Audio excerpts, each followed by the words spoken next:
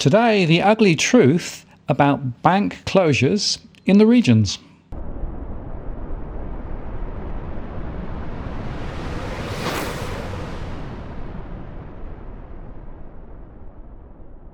Hello again, it's Martin North from Digital Finance Analytics. Welcome to this post covering finance and problem news with a distinctively Australian flavour.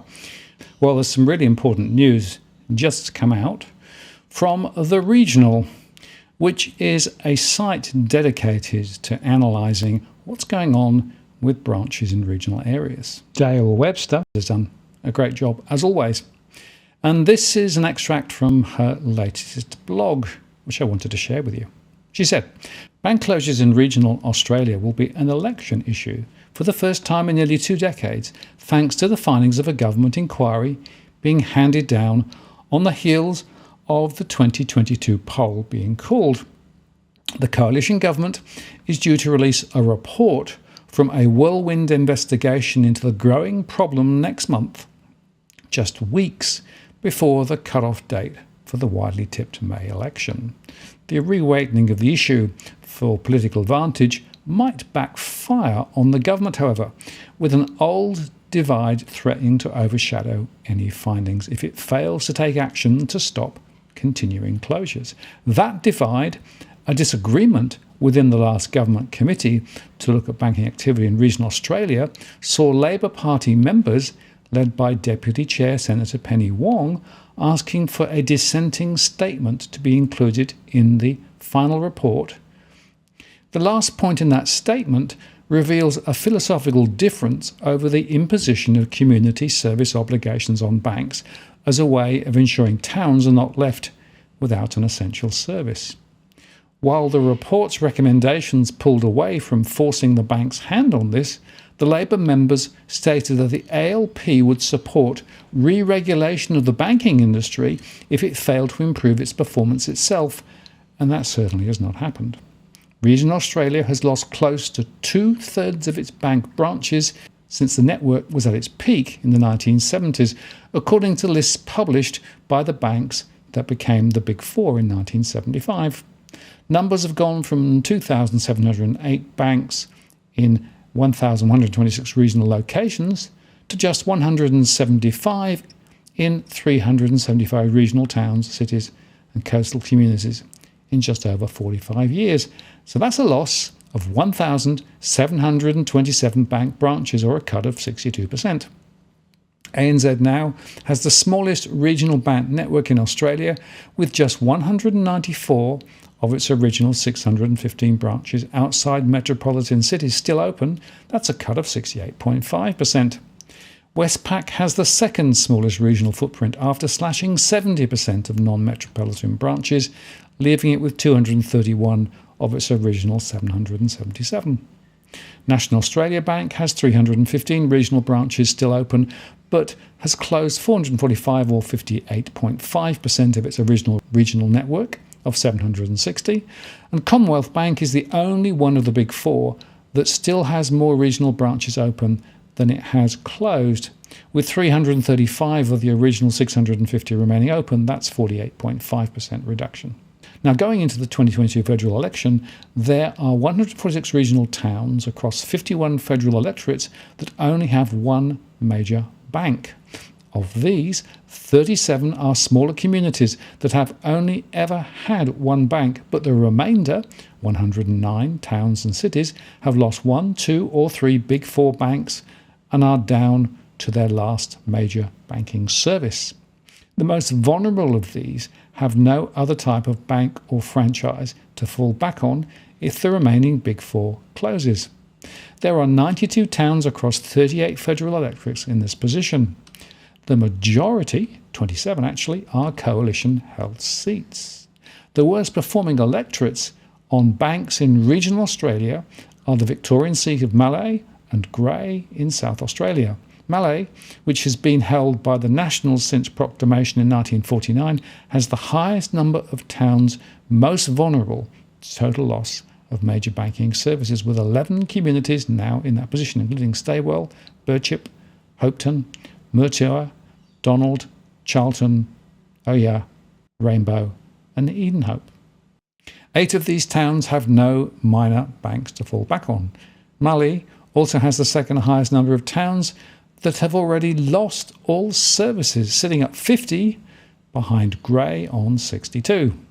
Grey, held by the Liberals since 1993, has 9 towns down to their last major bank, with 6 of these without backup services, including Cleve, Yorktown, Streaky Bay, Ceduna, Kimber, Roxbury Downs and Cooper Pedy.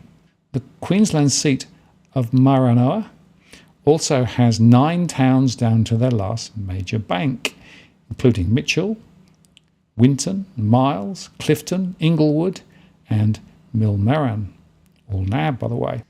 And 31 towns have lost all major banks.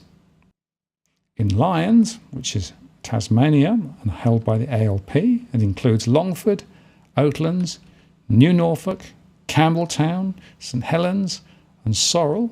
They're all down to 1 bank, and 10 towns are now bankless. And Barker in South Australia for the Liberals include Pinnaroo, Millicent, Kingston, Keith and Bordertown with 1 major bank, and 32 towns have no major banks.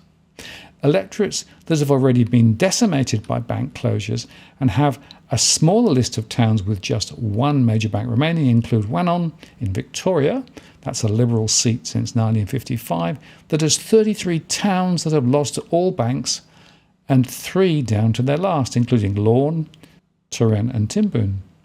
O'Connor in Western Australia, which is a Liberal seat, is another banking desert, with 46 towns having lost their major banks.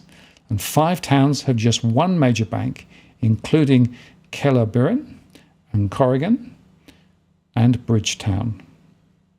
Over the course of 2021, regional Australians were told that another 116 banks were being removed from their towns, cities and coastal regions. The locations include 44 towns that have been stripped of their last or only major bank, including 5 towns that had 2 Big Four banks close branches in the space of 3 months. That includes Bellinging, Cobar for the Nationals, Blaney, Calais for the Nationals, Port Fairy, Wannon for the Liberals, Wee-Waa, Parkes, Nationals and Yarram Gippsland for the Nationals. Of the 44, 22 did not have a minor corporate, mutual or franchise bank to fall back on. NAB was the worst offender on this front, leaving 13 towns in this position. The biggest cuts were made by ANZ with 37 closures, followed by NAB and the Commonwealth with 35 and Westpac with 9. Based on these numbers, regional Australia's banking network could be reasonably predicted to shrink by another 10% in 2022, kicking the year off as the first towns to lose their last banks were Loxton in South Australia, that's Barker Liberal, which saw an ANZ pulling out on January the 12th, and Mooroopna, Nichols for the Nationals, that lost a NAB on January the 20th. Tunham Sands, Flynn for the Nationals, will join them on April the 22nd, just weeks from the predicted election date. Unlike the 2004 Regional Banking Inquiry that held 13 public hearings in 6 states and territories and took 18 months to complete, there were just 54 days between the announcement that the coalition was forming a task force to look at the issue and the close of public submissions.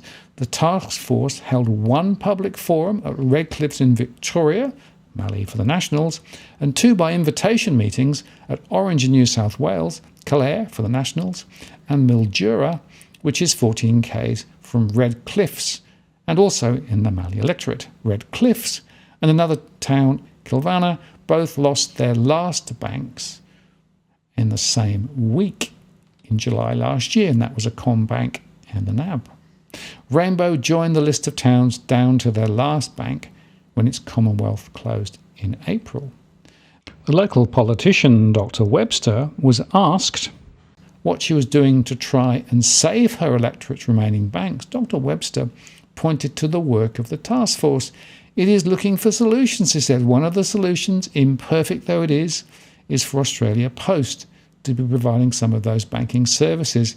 Clearly, that is not as in-depth as is needed. It doesn't give some of those complex banking services that a branch would, but does provide some, and Australia Post are looking at how they can do that better. Dr. Webster clarified that this opinion did not mean Australia Post would become a bank, which some of the minor parties are pushing for. No, they wouldn't.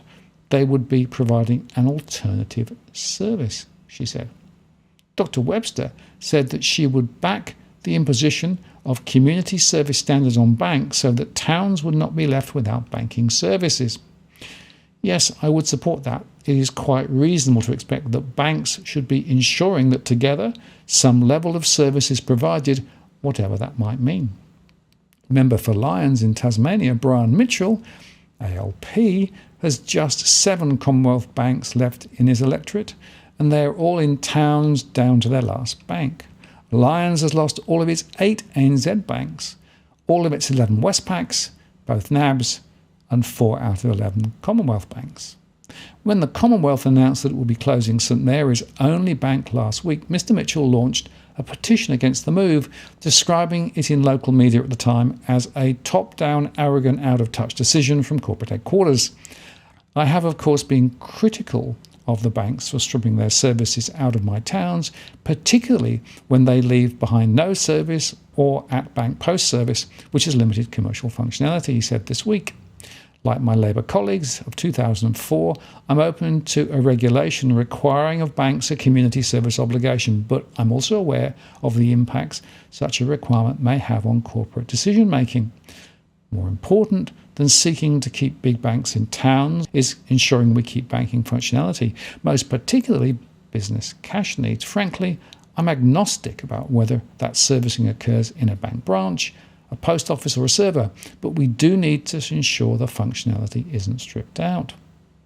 Mr Mitchell said community service obligations were a last resort when banks failed to do the right thing by their customers. I prefer there to be a private market solution because banking and finance is generally best delivered by the private sector, but the service is important enough to be considered essential, and where there is market failure, there is a role for governments to step in to ensure communities are catered for. He said maybe that even means considering some level of subsidisation if banks can demonstrate that keeping regional services is a drag to their bottom line. Now, I want to make 3 quick points. The first is that as well as the question of whether banks still exist, you also need to look at opening hours, because one of the other things that's happening is that more banks are open just for a few hours a week. The second point is I can talk from personal experience because in my local area here, we used to have a CBA and an ANZ, and they both left within a few months of each other. We now have 2 small customer-owned banking organisations, which have some basic services, but that's all there is. And if you have relationships with the major banks, then you have to go a long way down the road to find a branch. And in fact, it's getting harder than ever because, of course, other branches are also being removed too. And there is the very clear research locally and internationally that if you take the last branch away, then the community starts to die commercially because it's an essential part of a thriving community. So this does need to be an electoral issue. But I'm not convinced that either side of politics is really going to step up and do what they should do, which is to impose that service obligation on banks. The problem is that the longer you leave it, the more bank branches are closed, and there's a little game being played out where the last of the big 4 doesn't want to be the last person standing. So effectively, they're all running for the exit, and the one that is left is actually left holding the parcel and the baby. And of course, they receive the bad publicity should they then shut. We need a different way of thinking, because I have to tell you that having branches on the ground, in the right place, with the right services, is an essential service obligation. It's essential for those communities, for their commercial life, and it cannot be replaced by digital services. And just to give you an example of that, I myself have had issues in the last few weeks trying to get documents approved by the banks. And they simply say to you, well, just take it to a local branch. But it ain't that simple if you have to go a long way down the road. And when they don't give you an alternative to taking it to a branch, What do you do? And I should also just mention that on the regional, there are some excellent maps, interactive maps, in fact, where you can go and look at specific areas and see precisely what has been going on with the loss of branches. And I'll tell you something else, that the official information as published by APRA is completely off the wall relative to the reality on the ground. So I think there's also a little bit of selective truth-telling from our regulator, which is another problem. But hey, did you expect any different? I'm Martin North from Digital Finance Analytics. Many thanks for watching, and I'll see you again next time.